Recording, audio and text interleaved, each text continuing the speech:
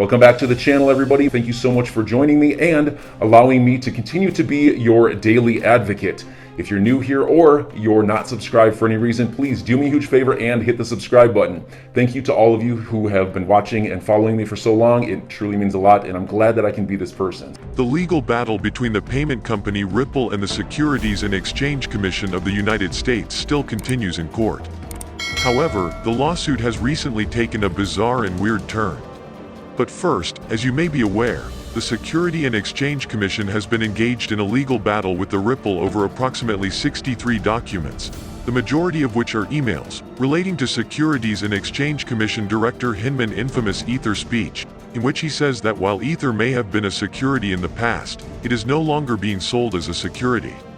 Now, regarding the speech, the Securities and Exchange Commission has maintained from the beginning that Mr. Hinman was simply expressing his own personal viewpoint on the matter and did not represent the Securities and Exchange Commission official position.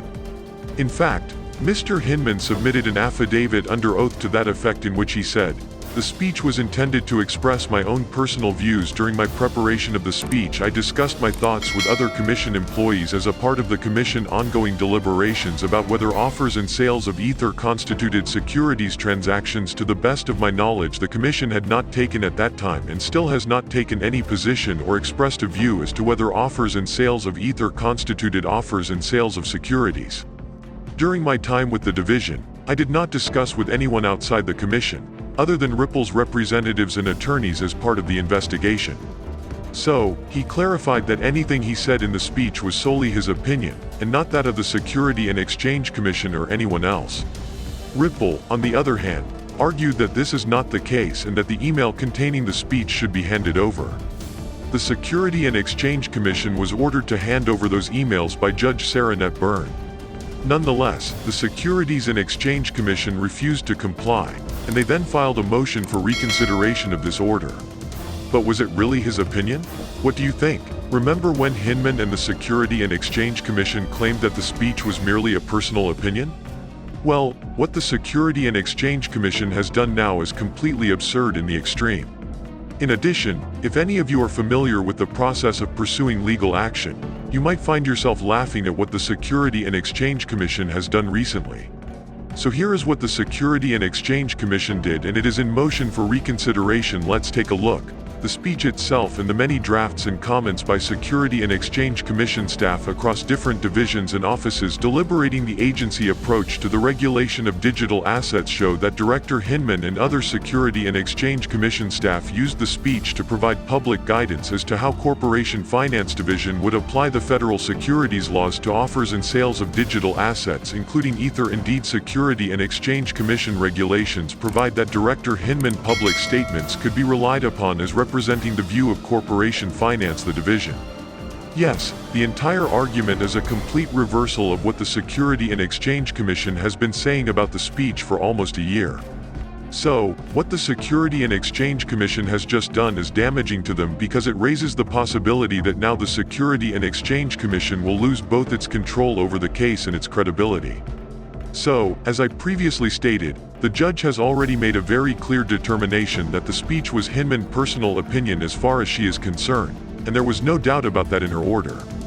That is exactly what the Securities and Exchange Commission desired. Now, in this motion for reconsideration, the Securities and Exchange Commission has provided her with additional documents that are very similar to those she previously reviewed and has completely rewritten its position on the speech. Additionally, the Securities and Exchange Commission has now placed Hinman at risk, and this is because the Securities and Exchange Commission is attempting to draw a distinction that is most likely not going to hold up under scrutiny. This distinction may very well result in the Hinman speech being brought back into play as official guidance when Judge Torres is assigned the case to hear it in its final summary judgment phase. Will this blunder hurt the Securities and Exchange Commission, or will Ripple take advantage of it? In the second paragraph, the Securities and Exchange Commission claimed that 67 other emails were overlooked by the judge. They wrote, "Reconsideration of this aspect of the court's decision is warranted because the court based its decision on a single document relating to the speech, one that defendant chose to highlight for the court, and did not consider the 67 other emails attaching drafts of the speech that were before the court on defendant's motion."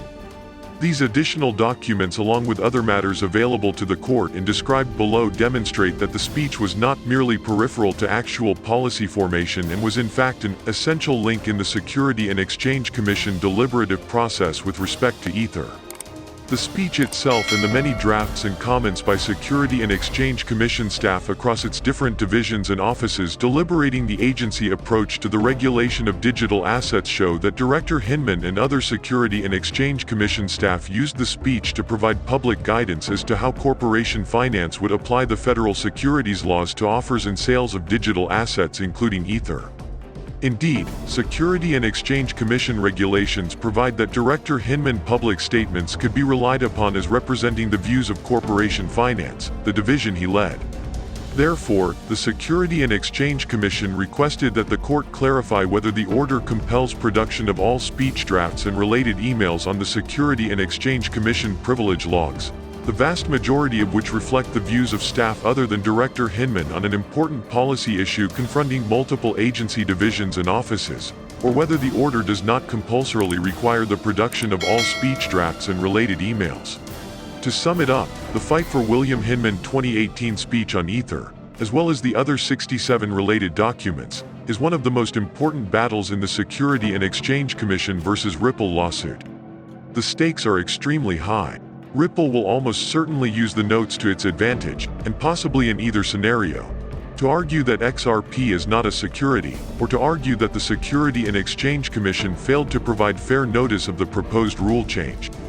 Despite the fact that the Security and Exchange Commission chose to define the speech as Hinman personal opinion in order to avoid providing ammunition to Ripple defense, the strategy backfired when Judge Sarah Net Byrne ruled that the documents were not protected by deliberative process privilege. Furthermore, a 76% increase in XRP mega whale addresses since December 2021 has been noted by analytics firm Santiment, which shows that they have added a total of 897 million tokens, worth more than $712 million as of February 18, to their reserves. As a result, even the whales believe that XRP is about to embark on a bullish run. I do not think the accumulation by whales is a coincidence. Rather, a pump is coming soon. What do you think? In addition, the platform stated that XRP accumulation witnessed in the last 3 months was the second largest in the history of the coins, following only the first.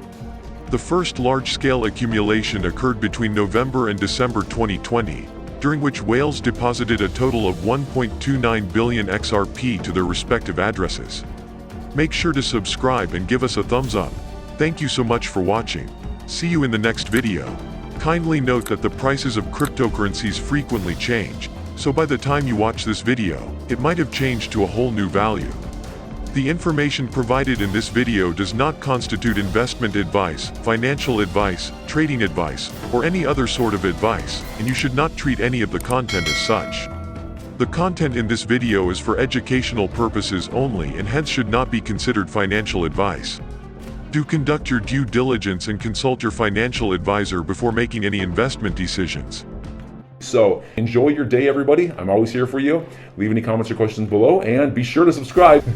But thanks, everybody. I really appreciate you. Enjoy your day, and I always have your back. So thanks so much, everybody.